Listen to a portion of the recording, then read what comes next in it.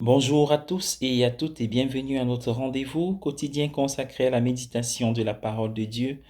En ce vendredi 24 septembre 2021, vous faites bien de vous connecter sur cette chaîne. C'est le moment consacré à la halte spirituelle pour la journée. Luc, chapitre 9, versets 18 à 22. Je vous proposerai à la fin de cette méditation une prière en temps d'épreuve, en temps de peine.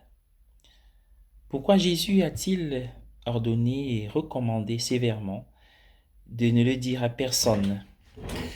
Ils étaient ceux qui allaient pourtant porter son nom jusqu'aux extrémités de la terre. Alors pourquoi ce secret maintenant? La clé se trouve peut-être à la toute fin de l'évangile de Luc. Il leur ouvrit l'esprit pour qu'ils comprennent les Écritures. Et il leur dit, ainsi, il est écrit que le Messie doit souffrir et ressusciter des morts. C'est le chapitre 24, verset 45. Auparavant, leur esprit n'était pas ouvert. C'est ce que nous apprenons. Ils s'attendaient à un Messie victorieux. Ils ne pouvaient pas saisir la notion d'un Messie souffrant.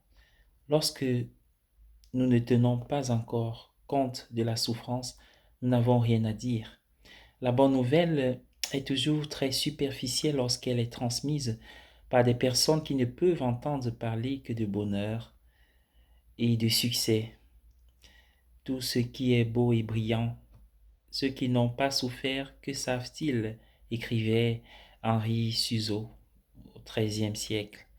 Pierre a dit, tu es le Messie de Dieu.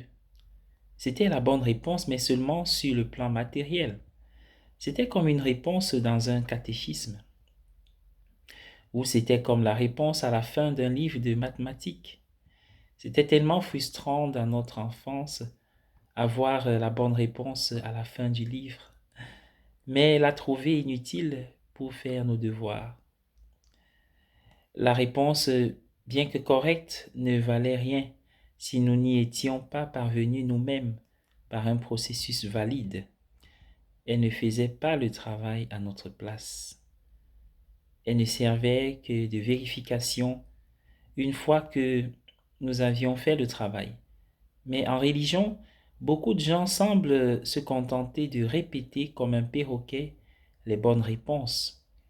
Puis encore, de nombreux membres de l'Église sont plus satisfaits d'eux parce qu'ils font exactement cela. Je pense que Jésus leur dirait de se taire jusqu'à ce que leur esprit soit ouvert. Saint Ambroise a fait un commentaire éloquent. Selon lui, Jésus a préféré être le défenseur de sa propre passion et de sa résurrection, afin que la foi naisse de l'action et non d'une clameur du dire. Quelle est la différence entre ces deux questions? Que disent les foules? Et pour toi, pour vous, qui suis-je? En un mot, la différence est la souffrance. Pour répondre à la première, il suffit d'être journaliste. Pour répondre à la seconde, il faut jouer carte sur table ou plutôt mettre sa vie en jeu. Les journalistes gardent une distance par rapport à leur matériel. On attend d'eux qu'ils le fassent d'ailleurs. Mais un croyant est personnellement impliqué jusqu'au plus profond de son être. Le mot souffrir signifie permettre, permettre à la foi de vous pénétrer, c'est souffrir. C'est perdre cette distance que le journaliste doit maintenir si soigneusement. La croix se profile de plus en plus dans le récit de Luc. Très bientôt, Jésus ira à Jérusalem pour y souffrir et mourir. Il dit, il prit résolument la route de Jérusalem. Luc savait que ses lecteurs savaient que cela signifiait que Jésus faisait résolument face à la mort. Ses disciples, à toutes les époques, se souviennent qu'ils l'ont entendu dire « Suis-moi » et ils le suivent. Bonne journée à tous et à chacun.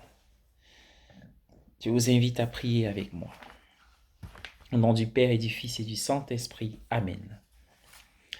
Seigneur, vous voulez que je porte cette croix, je l'accepte et la porterai aussi longtemps qu'il vous plaira.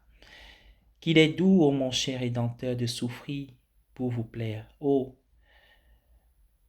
que nous vous serions chers en souffrant sans nous plaindre, par amour pour vous, ô grâce ineffable, ô la première des grâces de pouvoir souffrir en vous aimant, et de vous aimer en souffrant, mon Jésus. Vous seul avez pu nous enseigner ces maximes salutaires. Souffrir en vous aimant, vous aimer en souffrant, si contraire aux maximes du monde. Vous seul, vous pouvez nous donner la force de porter notre croix avec patience. Je ne vous demande pas de m'exempter des douleurs, je vous demande seulement de me donner la force de souffrir avec patience et avec résignation. Père éternel, votre divin Fils nous a promis que tout ce que nous vous demanderons en son nom, vous nous l'accorderiez. Exaucez ma prière. Amen.